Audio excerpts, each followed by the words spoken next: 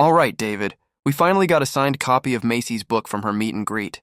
About time we learn her full story. I'm aware she shared a small sample about her traumatic past on the Mormon Wives show, and you talking about how this book is similar to your story and Shadow the Hedgehog. Yeah, that's exactly what the takeaway is when I read that book, and also her blog and her YouTube channel. Told you so, the book that we got from the meet and greet. Well then, should we get started? Yeah. The day my boyfriend dies, he texts me to say he's sorry. He loves me. He'll never forgive himself for hurting me while I'm pregnant with his baby. Arek's text ends with a typo, a single letter J. I don't understand why he hasn't finished this thought until my mom takes me out to lunch that afternoon. While scrolling, I see a picture of him on my timeline with the caption, RIP. He's crashed his car while texting me. I feel like I have to post something, but I have no idea what to write. How could I explain via Instagram what it feels like to learn at that dingy restaurant with my mom that Arek died while texting me to ask for forgiveness, to tell me that I deserved better, to say that he loved me? How do you write a post about that? From Chapter 1. This is going to be a wild ride. For sure.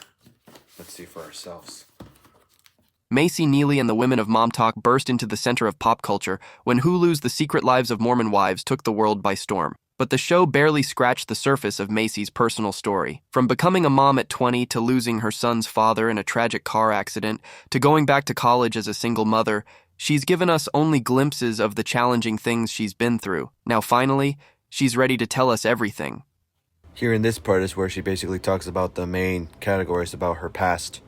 All of these trials lead to her current love story, her journey with IVF, and of course the inside story of Mom Talk. Fans looking for a juicy play-by-play on the origins of Mom Talk will get everything they want, but more than anything, readers will walk away with a sense of confidence in themselves and an ability to wear their scars proudly.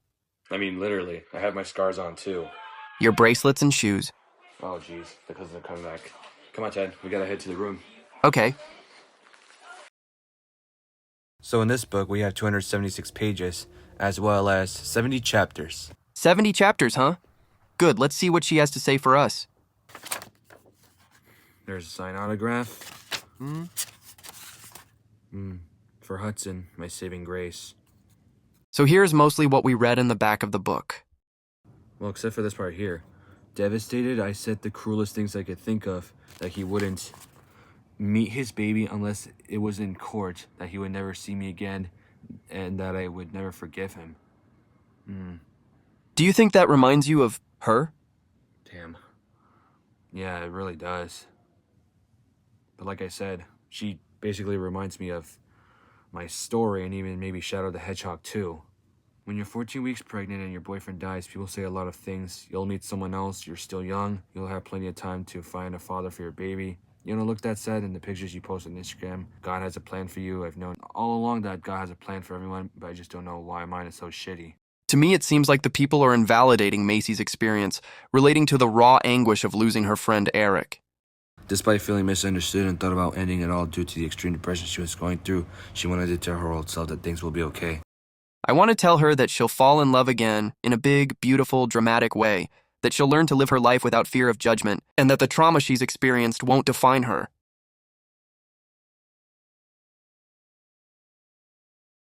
And there's a look in his eyes I've never seen before. He says, "Boys in college will use you. You have to be careful."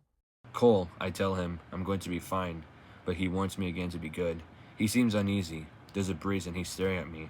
It feels like a premonition. Premonition. I don't know what that word means. Premonition is a type of intuitive warning or a feeling of anxiety or fear about a future event before it occurs, basically. It seems Cole was an example of that. It's almost as if Cole was giving her a warning about what was going to happen later in the future. The 15 months of hell that she had to endure in the future with Dick. On the drive to the party, people are already drinking. This isn't my first... Hold on. Drinking? Yeah? Even though the people there are most likely under the age of 21, I assume? Especially in a university? I guess so. BYU's honor code means that you can get kicked out of school for drinking or having sex outside of marriage, aka fornication, and they can report one another online. I didn't realize anyone would be willing to risk that. Apparently I was wrong. And over here reveals something disturbing when she was at the party. Some idiot was harassing her physically by groping her and doing whatever his sick desires wanted to do. I can't imagine this is basically something common that happens in universities, like what happened to Mayci. And I'm not even sure if this is something that Dick did to her, even though she hasn't met him yet at this time. At least you would find these things with contempt, unlike the bad guys out there. For sure. Oh, here's the part where Dick is first mentioned. Her abusive ex. So Mayci is at her Mormon dance to meet with someone, and this is where they both met. The first thing I notice about Dick is that he's as handsome in real life as he is in photos. He's tall, 5'11", sculpted, and clean cut. His hair is perfect. He has a six-pack. Everything about him is attractive except his voice. It's not high-pitched exactly, but it's weird. I'm totally caught off guard by it. It gives me the ick. I try to ignore it, but it distracts me. Beauty on the outside, but evil on the inside.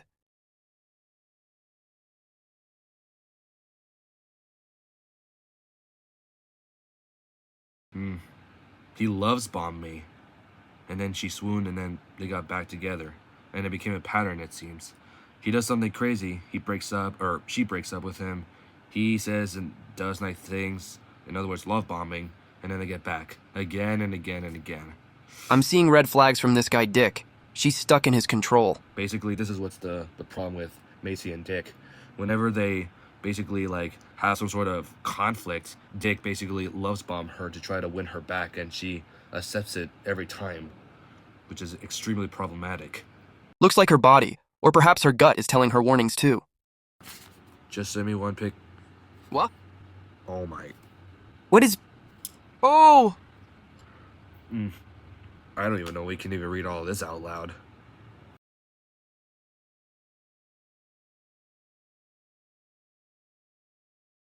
So now her bishop is starting to take things seriously with Mayci's relationship with Dick and setting up a repentance process.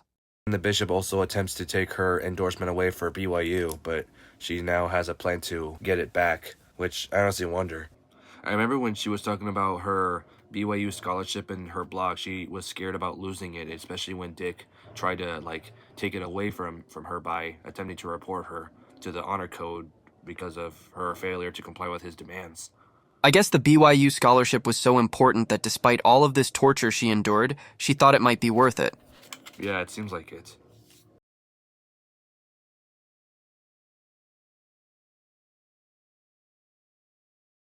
I'm worried that if I tell anyone that I'm starting to feel uncomfortable with Dick and why, I'll get in trouble for breaking the honor code. I'm trapped. Oh, this guy is just bad news.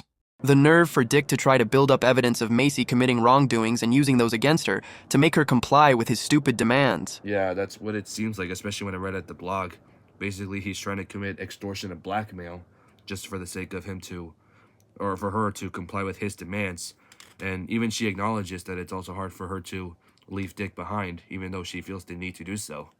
One night when he's tipsy, he gets paranoid that I go to the student-athlete building to talk to other guys. I tell him it's fine, don't worry, relax, and he...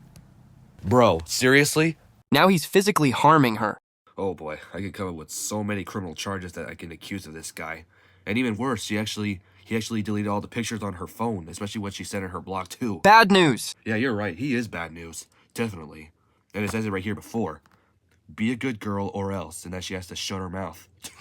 Unbelievable. This guy's a monster.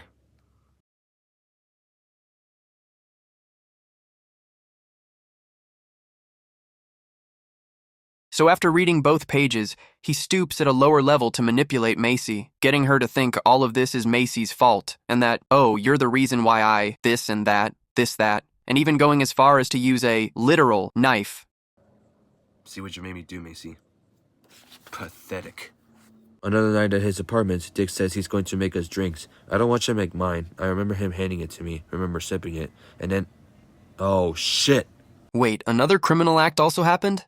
To put it this way, what happened was that he basically drugged her drink, and that he wasn't the one who drank alcohol. He was the one who stayed sober, but she didn't. And what happened was, when she was non-sober and was blackout drunk, he did what he did. Whoa, this guy's pure evil. And here in the top of chapter 15, she talks about her broken sense of humor she tries to say about in a meme she found, one that just screams extortion. Everyone in her close space besides Dick were aware of the red flags from Mayci, but it's most likely she's coming up with excuses to not let the two be reported, especially her wanting to keep her scholarship at BYU. The fear of retaliation from him, losing her scholarship, being sent back home for her usual Mormon values was stopping her from feeling free again. And then he's gone. Suddenly out of nowhere, I have my life back. Now that Dick is gone, positive stuff happens again. Very easily noticeable changes even after he's gone.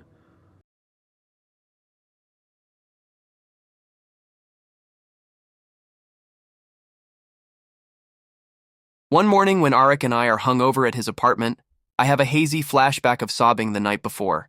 It truly shows that even she thinks that crying is a sign of weakness, then she thinks it's embarrassing, which is kind of sad to hear. Dick is now back in Utah, and even she feels terrified knowing he's back, albeit not in BYU.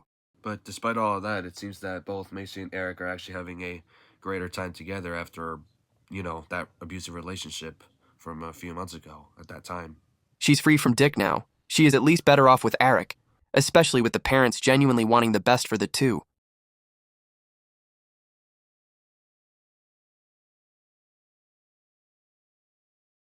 But a small voice in my head knows that I'm pregnant, or knows I was. I see it looks like we've now made it to the part where Mayci is pregnant with her first son, Hudson. Yeah, this is the boy who was about to change her life forever. Right, her saving grace.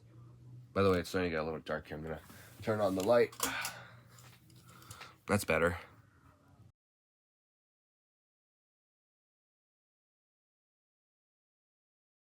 We both say how much we love each other, and then I stand to leave. The whole conversation is short, a couple of minutes. Neither of us know this will be the last time we see each other in person. And here's the part where she talks about meeting with her bishop about what happened with Dick. So here the bishop tells her she isn't being accountable for her actions, even though she was telling him that she didn't consent to all of that stuff with her free will. And of course she didn't. She was coerced by Dick to do all that madness. The bishop makes me feel like a slut, that I'm the perpetrator. He says that since I kept sleeping with Dick after that night, I obviously consented. And then he says Wait, what? She was the perpetrator according to her bishop? I don't think that the bishop understands that she was extorted or coerced by Dick to do what all of that happened. Drinking coffee, smoking weed, and fornication. I mean, did she tell the bishop that she was coerced by Dick to do all of those things or what? He's only seeing on the outside of her and is poorly judging her. That's not what he should do. The obvious lack of compassion from the bishop here? Ha! What a joke! I'm not gonna lie, Ted. This kind of reminds me about my own experience with the church leaders at my church from earlier ago, about them seeing me like I'm some sort of perpetrator when I'm more of a victim. All they see is that someone commits an offense regardless of what really happened. I mean, tell me about it. It's pathetic. I'm not sure what the purpose is, but regardless, it's still bad. And it makes the church integrity and the church leaders look bad too. True. Like it's all her fault when really it's not. He's holding a black journal, big with a hard cover. He tells me I should write about this time in my life. The good, the bad, the ugly. He looks around my room, the pile of clothes on the floor, the textbooks stacked on my desk, the half-empty suitcase. Write everything down, he continues. When you're mad at McCall, at Mom, at me, detail your experience. He says farther into my room. Who knows? Maybe one day you'll write a book and it'll help someone else. And then later told you so was born. I mean, yeah, no kidding. He predicted the future.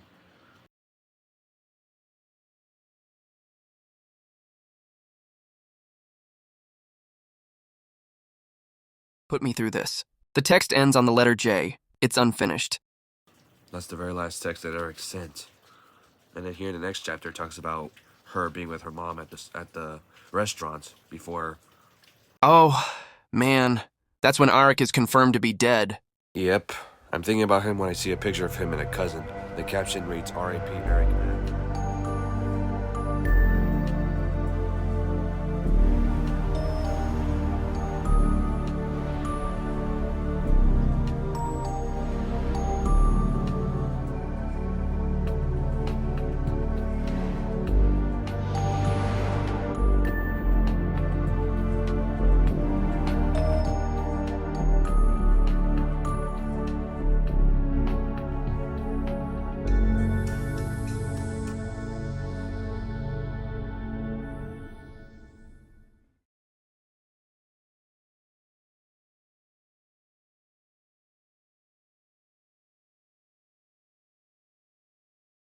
Okay, Ted, my mom is out of the house now, as are the cousins, so let's continue. When she leaves, I roll to my side and gingerly pick up my baby. As I bring him to my chest, I whisper his name, Hudson Dutra Jones, my little savior. Well, it looks like Hudson is finally born now, and now that Mayci has a new purpose with Hudson to become a mom, or in other words, endure to motherhood. Mayci made a promise to Hudson, I bet. Yeah, exactly. Just like Shadow with Maria and even my own promise to Ashlyn. We all three have our own promises.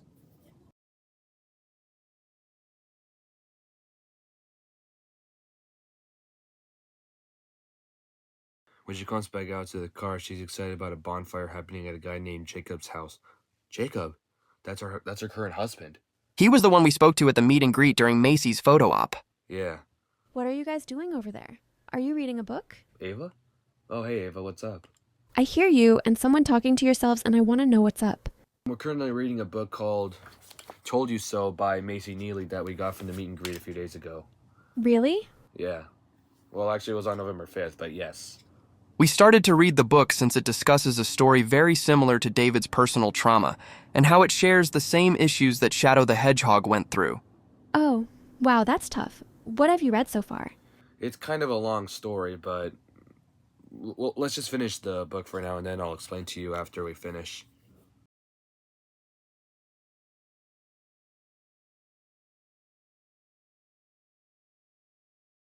When we're sitting in my car outside a movie theater, I confess almost everything. I don't say what happened the night Dick assaulted me in his car. I haven't told anyone what happened after that. To this day, not even my therapist knows the details. But I talk about how trapped I felt with him, how scared I was, how wrenching it was to not be able to turn to anyone for help because of the blackmail. We cry together. She finally told him everything about what happened with the abuser. Her ex-boyfriend Dick abused her with his criminal behavior and wants her to only be with him earlier ago. Oh my. At least she basically found her safe space, at least with Jacob. Jacob stands and helps me up. I can't believe this is happening. I feel like I'm in shock as he kneels and proposes, Hudson holding the book, the wind blowing the yellow grass behind us. Everything is perfect. I'm so happy I can't stop crying. Ooh, her happily ever after. And now they're officially a family.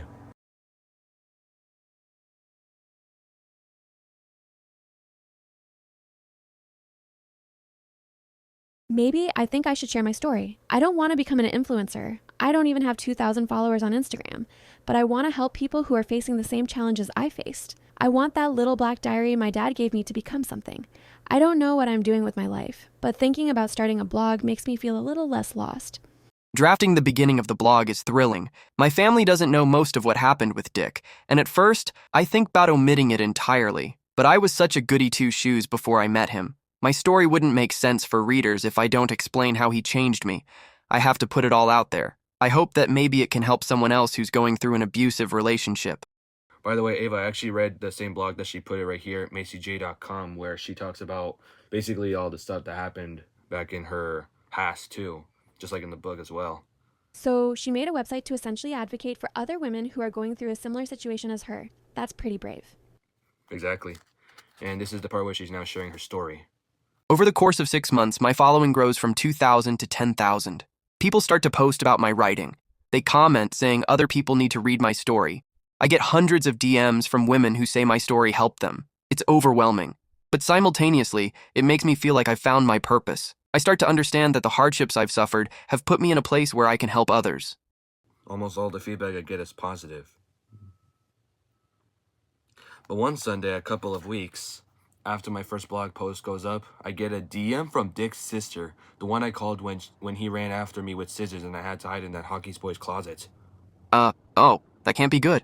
What did she say? She writes, Macy, I just read your blog post and I am so fucking disappointed, saddened, and enraged by the things you said. She says, what I published could ruin Dick and send him to jail. I get it, she Say writes. what? You guys had some crazy fights and times, but you were also part of it. That is so delusional. How can she claim that Dick shouldn't be criticized for his reckless behavior? Sounds like she's trying to retaliate against Mayci. Honestly, that's what I think too. That is crazy. And even Dick's family either are in denial or unaware about what really happened. I just need to speak my truth. I'm sick of people trying to silence me. Dick did that for way too long. It's time for me to share my experience. That's how I'm going to move forward and feel free. Just like what David is doing currently with his own mission at his church. Yep, and Shadow the Hedgehog's own mission also. A year after my blog goes up, I get a DM from Dick's ex. She asks if he's the abuser I talked about in my blog. I say yes, and she tells me that she experienced a lot of the same psychological abuse and manipulation. Ooh. He has a history of doing this with other girls too? Wow, that is awful. This guy is a walking red flag that he needs to at least be put in jail to stop him from harming any more innocent victims like Mayci and his other ex. I agree, Ava, and I hope later on he does go to jail. And it turns out that the guy that DM'd her another DM, that their friend is engaged to him. So that person is the fiancé of Dick, it seems, and that they're completely unaware about Dick's completely criminal, manipulative behavior that he might compose to. And let's not forget the mention of her still having symptoms of PTSD long after the abuse with Dick. Similar to when Shadow encounters a memory of Maria.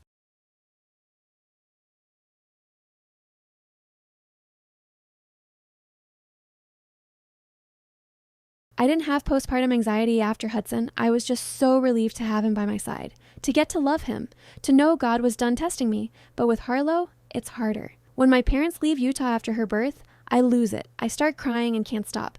Jacob calls my mom because he's so worried about me. What is postpartum anxiety? Do you guys know?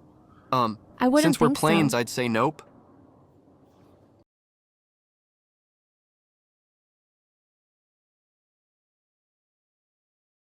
I guess when she's born, does that mean Maybe she as a mom was worried about her kids being put in harm's way somehow. Yeah, I agree, Ted. And it's possibly amplified with the abuse she went through. I guess. It does say here, a history of trauma, considering that she is a trauma survivor, too, so maybe that could be something. The fear she had relating to her family that's causing the anxiety is something worth mentioning here.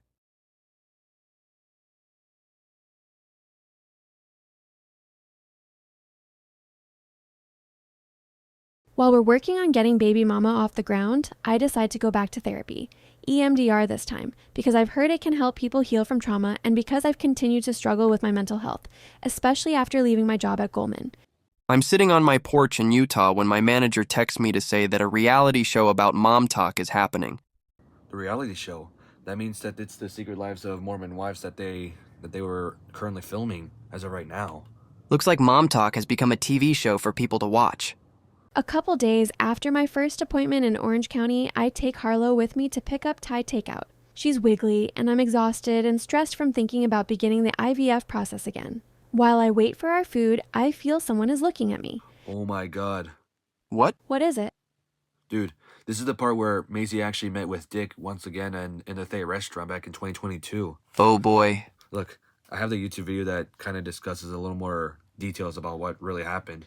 I walk in to the Thai place, and then I kind of just felt someone looking at me. I look over. That really looks like my abuser's parents. Wait I for look it. over to see who's across from them. It was my abusive ex. So Oh my god. Dick! that is The one and only. That's it. My heart was racing so fast. I was like, okay, I need to wrap this up. I need to get out of here. You can tell how traumatic the experience must have felt for Mayci. And I honestly feel bad for her at this point. minutes. Maybe if this is the table and his parents are here and he's right here, he was going like this. Completely turning his head away from me the entire time I was there. I didn't even actually Pathetic laugh because coward. I just knew it was him, 'cause Not so he's tough now, are you, legit, Dick? hiding from me. This was literally my biggest fear, and I have talked to my therapist about this before. What happens if I run into him? And so on the way home, I called Jacob, and then I called my mom, and I was bawling. Here she talks about her PTSD symptoms that she experienced. Very triggering. Just a lot of memories were just coming back, not so good ones. Same thing happens for a trauma survivor like someone we know. Who's that? That's Shadow Ava. Oh my god, that poor guy. He was hiding from me. He was scared to show his face. Yeah, so I really just more so felt empowered. I'm he's not gonna do shit. I'm That's in control right. Here. I have the power. I'm taking the power back. And that's all to see from that YouTube video, so... She is a strong woman, no longer fearful, unlike that coward. Hey, Ted? What's up? Something wrong? I noticed your tail looks something a little off on the right side. Can I see? What the heck happened to your tail? Your tail paint, it's fading. Wait, what? How? Yeah, that's a good question. I have no idea. Maybe it's because of his age? How old is he? He's 15 years old. I got him in 2010. His other paint job isn't as bad as it is on the other side. Oh no. So what do we do now? Alright, Ted, I'm finished. Best I can do for now. At least you got your yellow back. That looks neat. Thanks, Ava, but it doesn't look the same. It's only there temporarily. Eventually I'm gonna print the logo and replace that old sticker. Should we continue reading the book? Sure, we can continue reading since we're only like 10 pages away.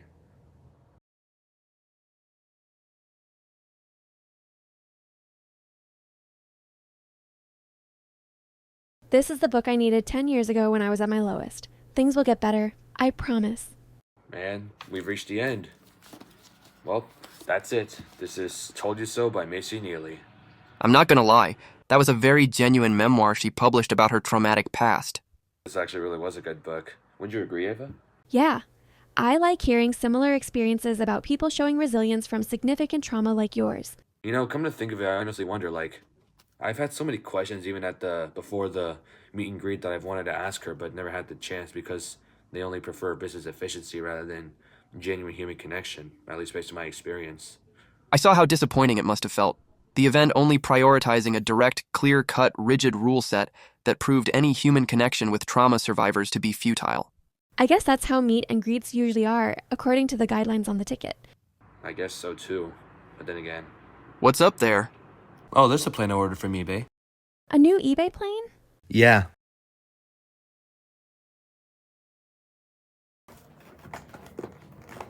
There it is. It's the US Airways playset that I ordered. An A320. It's moving by itself? See that? It's sliding. I wonder what his or her name is going to be. Probably Cactus, since that is the call sign of US Airways.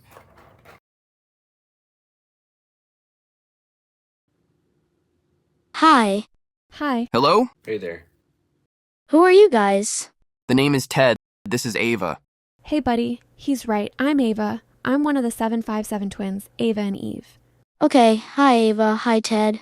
And what about you? My name is David and I'm your owner. My owner? Same for Ted and Ava. Oh, So, what's your name, dude? my name, I don't think I have one. Maybe we can go by your call sign?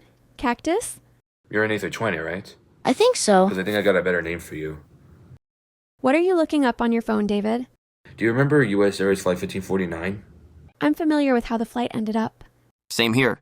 It happened in 2009, 16 years ago. Since the aircraft was an A320 and it landed on the Hudson River, I think I thought of a great name for you, actually. Hudson.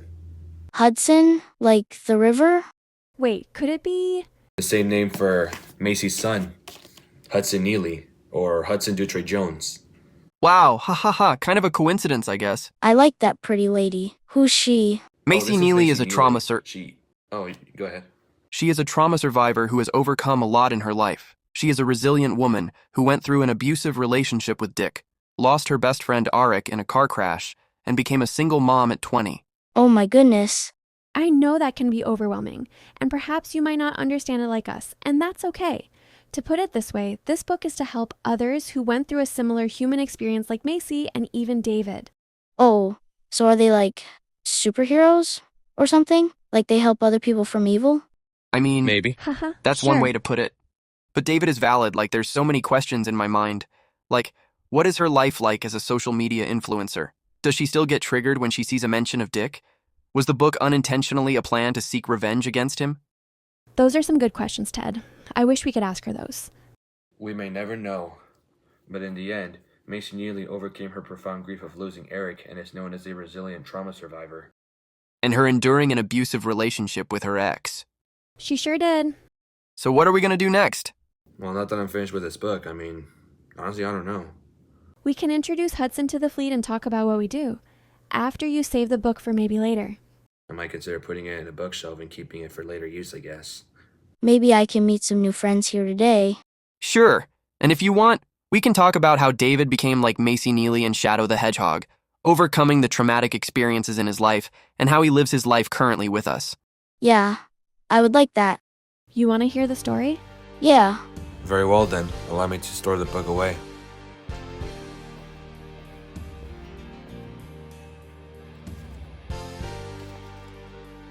Sayonara, Mayci, the hedgehog. Hey, David. Hudson, let's wait.